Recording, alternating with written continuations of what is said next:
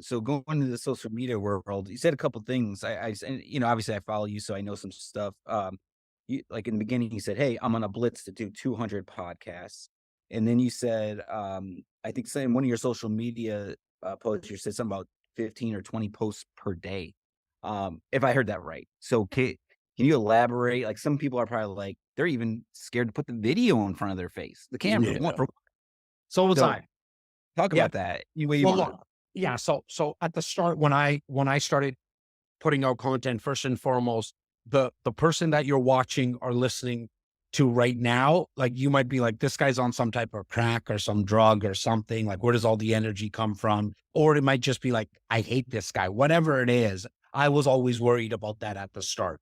When I got started with like consistent content creation about 4 years ago, 3.5 to 4 years ago, I had so many insecurities that held me back. I still have insecurities. And I'm here to say that anybody who tells you that they don't, I would probably just run away from that person because they're full of shit. Everybody has insecurities. Some are just better at hiding them. But at those insecurities for me held me back. Like I was so concerned, especially from a video perspective, because like I sometimes as a kid, I've had like a little bit of a lazy eye. I have a stutter sometimes because my brain I feel is moving faster than my lips are. But I'm passionate about what I'm speaking about. Like if you told me to come here and speak about religion or science or how to spell stuff, we wouldn't be doing this podcast because that's not my expertise. I wouldn't have any passion behind it, right? But I was very concerned about where I'm born, like where I'm raised in that north part of Toronto. We had kind of have our own like language or slang to it, And I was like, shit, like I got 52-year-old like people in downtown Toronto who are working the ivory towers. They invest a couple hundred grand with me in a year, like buying properties. They're going to start to hear that stuff because the more that I talk, they're going to hear, I'm Right. going to do this. What happened is I had a partner of mine who's a mentor and an older brother to me. He tragically passed away and he was kind of the face of our company. And so it left a massive gaping hole. And so I got like pushed into it. So I really didn't have a choice or the business was going to fail. Like if nobody was going to speak to our clients in terms of on stages and at events or online, we were going to like just be out of business. It wasn't because they weren't Right. with us, period.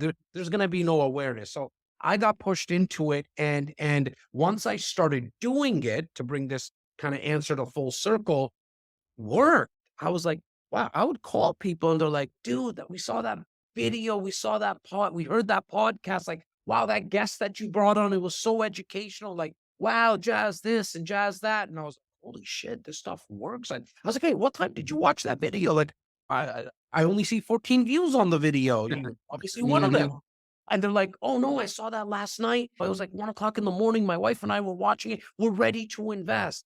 And I was like, oh damn, we're on to something. Okay. Because as a sales guy, just really quickly, as a sales guy, I've always worked uphill to build that authority and build that credibility is the word I'm looking for, and build that rapport. Like when you're meeting with somebody for an hour in your first sales consultation or in a meeting, like 30 minutes of it is just you trying to build credibility. Yeah. Like I've done this and all that. This somebody called me, or when I called them, they were already wanting to speak to me. And they're like, let's cut through all the shit. We're ready to go. And my head is blown. I'm like, holy crap, for 26 years, I've never had this. Like somebody's answered the phone and like they're, not that I have people who hang up on me and I never really had, but they actually want to talk. And then I was like, well, there's only one answer now. We have to do more. Like, Yeah. what? Let's They take already know you. all our money. Literally, it's what I did.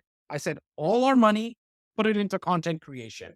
And at that time, I was myself, my current business partner in one organization, another business partner in another organization I have. I have a real estate company and a realtor training company, and I have business partners at both. And they both kind of were like, ugh, this is kind of risky. And I was like, look, I think it's worth the try. I have no idea if 1,000% this is going to work, but I've never had this interaction with a client before where they thought I was someone special and they like, because of the content, and boom, I hired videographer, editor, graphic designer, copywriter. I just went crazy. Boom, got a team of 10 people. And now we make sure that we put out at least 10 to 15 pieces of content a day on all the platforms. Some days we do more on one platform or less. But the ticket that I found the shortcut that I found, and I learned this from somebody else, and I'll tell you who it is.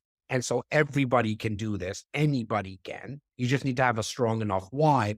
My hack was doing long form conversations like this.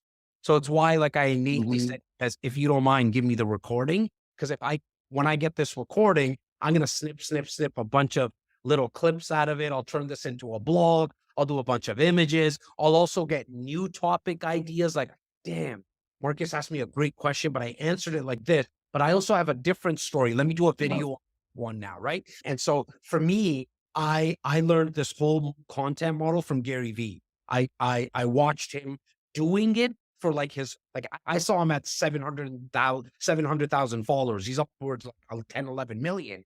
But then I was lucky enough to have him on my podcast. I flew to New York. I did a podcast for 30 minutes with him, and it was good. It was all done. And then he just in passing was like, hey, like if you want to walk around and chill out here for a bit, like make yourself at home.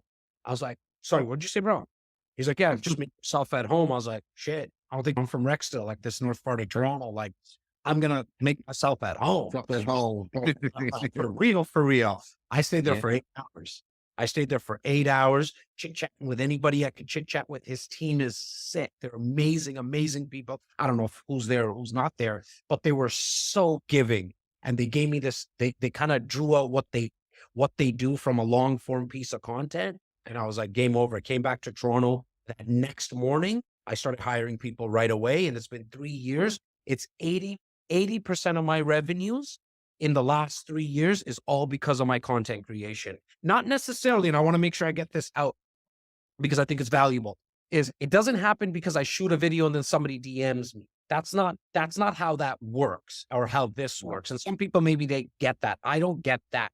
The way that this works is that it solidifies relationships I already have because they know that I'm on content. They hear me, they see me. Mhm. And because of that, now more people kind of want to get with me in terms of like, hey, like, can I get with your training company? Can I invest? Can I buy a home? Because my 64 agents, we help people with traditional real estate, buying their first condo and all that.